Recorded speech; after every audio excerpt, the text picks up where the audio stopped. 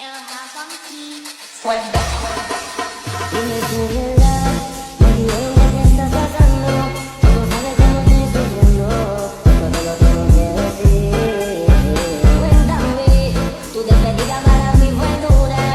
¿Será que te llevo a la luna? Y yo no supe hacerlo así. Te estaba buscando por la calle gritando. Eso me está matando. Oh no. Kesejahteraan pegawai. Kesejahteraan pegawai merupakan balas jasa yang diberikan oleh perusahaan kepada pegawai, baik berupa materi maupun non-materi, dan diberikan saat dalam kerja maupun di luar kerja. Tujuan pemberian kesejahteraan bagi perusahaan antara lain, yang pertama adalah meningkatkan hasil, yang kedua adalah mengurangi pergantian karyawan, dan yang terakhir adalah meningkatkan semangat karyawan. Adapun manfaat yang diperoleh apabila perusahaan menetapkan adanya kesejahteraan pegawai antara lain, yang pertama, penarikan tenaga kerja lebih efektif, yang kedua, peningkatan semangat dan kerja maupun kesetiaan, yang ketiga adalah meminimalisir biaya kerja lembur. Yang terakhir ada manfaat bagi pegawai sendiri. Yang pertama, menambah kepuasan kerja, yang kedua, mengurangi perasaan tidak aman, dan yang terakhir, memberikan bantuan dalam memecahkan masalah perorangan. Adapun tujuan pemberian kesejahteraan menurut Flower adalah there are the main objective of company benefit and service program, yang terdiri dari 3, yaitu reduce turnover, yang artinya kesejahteraan pegawai mampu memberikan kenyamanan bagi pegawai. Yang kedua adalah improve moral, yang artinya pemberian kesejahteraan diharapkan memberikan kepuasan kerja terhadap pegawai. Yang ketiga ada insect security, yang bertujuan untuk memberikan jaminan bagi kehidupan para pegawai baik di masa kerja maupun di masa depan. Klasifikasi kesejahteraan pegawai menurut IKSA, berdasarkan sifatnya kesejahteraan yang diberikan kepada pegawai dapat dibagi menjadi 2. Yang pertama ada kesejahteraan langsung. Kesejahteraan langsung dibagi menjadi beberapa bagian. Yang pertama ada gaji. Gaji adalah balas jasa yang diberikan secara periodik kepada pegawai tetap yang memiliki jaminan pasti. Yaitu ada upah insentif. Upah insentif adalah penghargaan atau ganjaran yang diberikan untuk memotivasi para pekerja agar produktivitas kerjanya tinggi, sifatnya tidak tetap atau sewaktu-waktu. Yang selanjutnya yaitu ada bonus.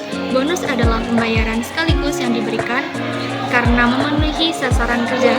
Bonus diberikan apabila pegawai mempunyai profitabilitas atau keuntungan dari seluruh penjualan tahun lalu. Besar kecilnya bonus yang diberikan berdasarkan kebijakan perusahaan. Tidak ada ketentuan yang pasti dalam pemberian bonus seperti yang dinyatakan oleh IKSA. Lalu selanjutnya yaitu ada kesejahteraan tidak langsung. Kompensasi tidak langsung merupakan tuntas jasa yang diberikan dalam bentuk pelayanan karyawan karena diperlukan sebagai upaya penciptaan kondisi lingkungan kerja yang baik. Selanjutnya yaitu ada pembayaran upah untuk waktu tidak bekerja atau time off benefit yang meliputi istirahat on the job yang terdiri atas periode istirahat, periode makan, dan periode waktu cuti.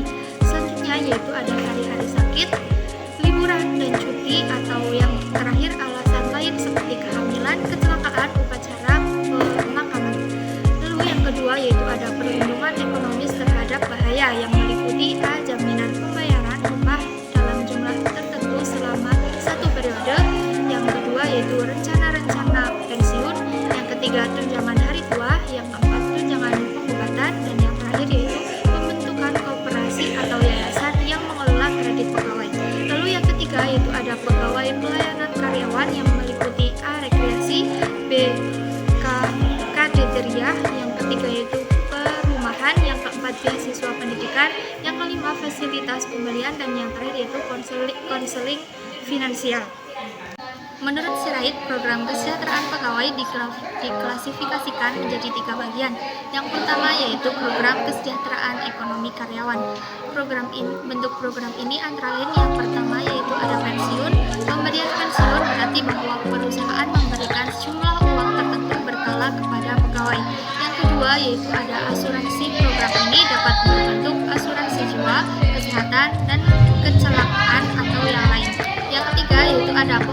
kredit. Program ini dapat diselenggarakan oleh manajemen dengan mendirikan koperasi. Selanjutnya adalah program rekreasi.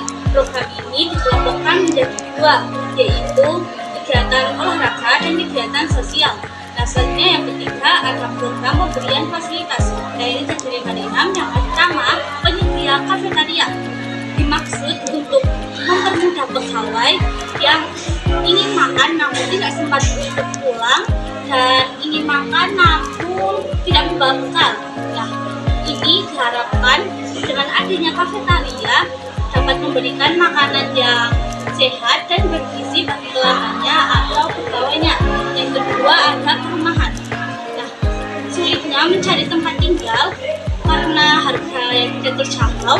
Ini menjadi pikiran bagi pemerintah dan perusahaan untuk memenuhi kebutuhan dasar tersebut. Nah, untuk itu upaya pemerintah dan perusahaan dalam pengadaan tempat tinggal ini seperti memberi fasilitas rumah dinas, asrama yang telah dilaksanakan dengan baik. Selanjutnya yang keempat itu fasilitas kesehatan. Nah, sering kita jumpai di kantor atau perusahaan atau tempat kerja berupa poliklinik yang lengkap dengan dokter dan perawatnya. Yang kelima ada penasehat keuangan. Nah, ini dimaksud agar pegawai tidak kesulitan dalam mengatur keuangan. Nah, yang terakhir adalah fasilitas pendidikan. Nah, jenis program ini membantu pegawai yang ingin meningkatkan pengetahuannya.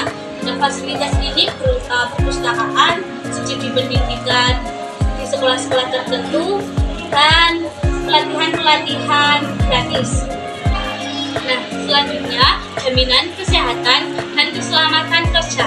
Nah, kecelakaan itu merupakan sesuatu yang tidak diinginkan dan tidak diperhatikan. Nah, ini menurut Sugeng 2005, kecelakaan kerja adalah suatu peristiwa atau kejadian yang tidak diinginkan yang merugikan terhadap manusia dan merusak harta benda serta kerugian terhadap proses. Secara umum, kecelakaan kerja dibagi menjadi dua, yaitu kecelakaan industri dan kecelakaan dalam perjalanan. Kecelakaan industri ini adalah kecelakaan yang terjadi di tempat kerja karena adanya suatu bahaya kerja. Dan sedangkan kecelakaan dalam perjalanan adalah kecelakaan yang terjadi dengan berkaitan dengan adanya hubungan kerja. Nah, selanjutnya ada beberapa sebab yang memungkinkan terjadinya kecelakaan dan gangguan kesehatan pegawai. Nah, yang pertama keadaan tempat lingkungan kerja. Nah, ini ada 3. Yang pertama penyusunan dan penyimpanan barang-barang berbahaya yang kurang memperhitungkan keamanannya. Yang kedua adalah ruang kerja yang terlalu padat dan sesak. Yang ketiga ada pembuangan kotoran dan limbah yang tidak pada tempatnya. Nah, selanjutnya yang kedua ada pengaturan udara. Nah, ini terdiri dari 2, yaitu pergantian udara di ruang kerja yang tidak baik dan suhu udara yang tidak dikondisikan pengaturannya. Nah, yang ketiga ada pengaturan pencahayaan. Nah, antara lain ini ada 2 juga. Nah, yang pertama pengaturan dan penggunaan sumber cahaya yang tidak tepat dan ruang kerja yang kurang cahaya. Nah, dan yang terakhir ini adalah kondisi fisik dan mental pegawai. Kerusakan alat indera, stamina pegawai yang tidak stabil itu juga merupakan ya. Nah, dan yang terakhir ini ada emosi pegawai yang tidak stabil, kepribadian pegawai yang rapuh, dan cara berpikir serta kemampuan persepsi yang lemah. Selanjutnya, menurut Dassler tahun 1997, ada 3 alasan dasar kecelakaan di tempat. Yang pertama yaitu kejadian yang bersifat kebetulan, kondisi yang tidak aman seperti peralatan rusak, peralatan yang kurang memadai, peralatan yang tidak aman di sekitar mesin, ruang gudang yang terlalu penuh, sumpek, dan tidak aman. Yang ketiga ada tindakan-tindakan yang tidak aman yang dilakukan oleh karyawan, yaitu seperti bekerja dengan kecepatan yang tidak aman, membuat peralatan keamanan tidak beroperasi dengan baik, menggunakan peralatan yang tidak aman, mengambil sesuatu dengan posisi yang tidak aman, pikiran kacau, gangguan, penyalahgunaan, kaget, berselisih, dan permainan kasar. Selanjutnya, menurut Mangkunegara tahun 2001, tujuan keselamatan dan kesehatan kerja yaitu pegawai mendapat jaminan keselamatan dan kesehatan kerja baik secara fisik, sosial, maupun psikologis. Yang kedua, setiap perlengkapan dan peralatan kerja bisa digunakan sebaik-baiknya. Lalu adanya jaminan akan pemeliharaan dan peningkatan kesehatan gizi pegawai. Lalu terhindar dari gangguan kesehatan yang disebabkan oleh lingkungan maupun kondisi kerja. Yang terakhir, pegawai merasa aman dan terlindungi dalam bekerja. Selanjutnya ada usaha yang dapat dilakukan untuk meningkatkan keselamatan dan kesehatan kerja. Yang pertama yaitu memberikan peralatan perlindungan diri untuk pegawai yang bekerja pada lingkungan yang berbahaya. Yang kedua, mengatur suhu, kelembapan, kebersihan udara, penerangan yang cukup, dan serta mencegah kebersihan. Lalu memelihara kebersihan, ketertiban, dan keserasian lingkungan kerja. Yang terakhir, menciptakan suasana kerja yang dapat meningkatkan semangat kerja pegawai. Selanjutnya ada program kesejahteraan pegawai bagi PNS. Yang pertama yaitu ada cuti. Cuti ini diatur dalam pasal 8 Undang-Undang Nomor 43 Tahun 1999, yaitu setiap pegawai negeri berhak atas cuti. Cuti yang dimaksud yaitu tidak masuk kerja yang diizinkan dalam jangka waktu tertentu. Lalu yang kedua ada perawatan. Apabila seorang pegawai negeri pada saat menjalankan tugas dan kewajibannya mengalami kecelakaan, maka ia berhak atas perawatan dan segala biaya perawatan ditanggung oleh negara. Ketentuan perawatan ini diatur dalam Peraturan Pemerintah Nomor 12 Tahun 1981 tentang perawatan, tunjangan cacat, dan uang duka bagi PNS. Yang ketiga yaitu ada tunjangan. Pasal 9 dalam Undang-Undang Nomor 43 Tahun 1999 bahwa setiap PNS yang menderita cacat rohani ketika menjalankan tugas dan kewajibannya yang mengakibatkan tidak dapat bekerja lagi dalam jabatan tersebut, maka berhak mendapatkan tunjangan. Tunjangan diberikan setelah adanya keterangan dari Majelis Penguji Kesehatan PNS. Yang keempat yaitu ada uang duka. Dalam pasal 9 ayat 3 Undang-Undang Nomor 43 Tahun 1999 bahwa setiap keluarga dari PNS yang tewas berhak mendapatkan uang duka. Dan dimaksud tewas dalam penjelasannya adalah yang pertama, meninggal dunia dalam atau karena menjalankan tugas dan kewajibannya. Yang kedua, meninggal dunia dalam keadaan yang masih ada hubungannya dengan dinasnya. Yang ketiga, meninggal dunia yang langsung diakibatkan oleh luka atau cacat rohani yang didapatkan saat menjalankan tugasnya. Yang keempat, meninggal dunia karena perbuatan anarkis. Yang kelima ada tabungan perumahan. Program tabungan perumahan PNS sering dikenal dengan Baper Tarum Pegawai Negeri Sipil atau Taperum, adalah lembaga pemerintah non-kementerian yang khusus melayani tabungan perumahan bagi pegawai negeri sipil. Yang keenam ada asuransi pendidikan putra-putri pegawai negeri sipil.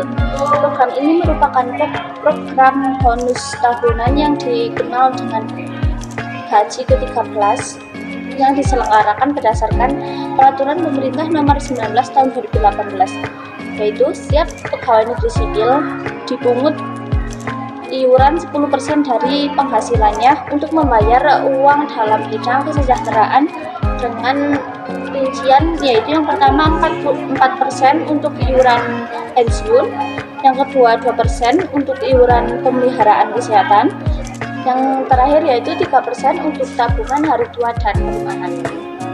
Yang selanjutnya yaitu ada 6 faktor safety psikologi. Yang pertama, laporan dan statistik kesehatan. Yang kedua, pelatihan keselamatan. Yang ketiga, publikasi dan kontes keselamatan kegiatan karyawan. Yang keempat, kontrol terhadap lingkungan kerja. Yang kelima, inspeksi dan disiplin. Dan yang terakhir, peningkatan kesediaan K3.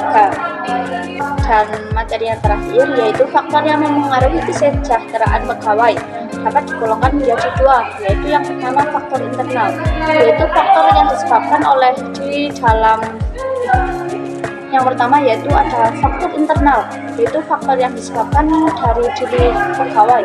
Yang kedua ada faktor eksternal, yaitu faktor yang berasal dari luar diri pegawai, seperti yang pertama yaitu ada gaji, yang kedua lingkungan yang nyaman untuk bekerja, yang ketiga tingkat kompensasi yang berlaku, yang keempat tingkat kemampuan perusahaan, yang kelima jenis pekerjaan yang diampu, dan yang keenam peraturan perundangan yang berlaku, yang ketujuh atau yang terakhir peranan serikat buruh.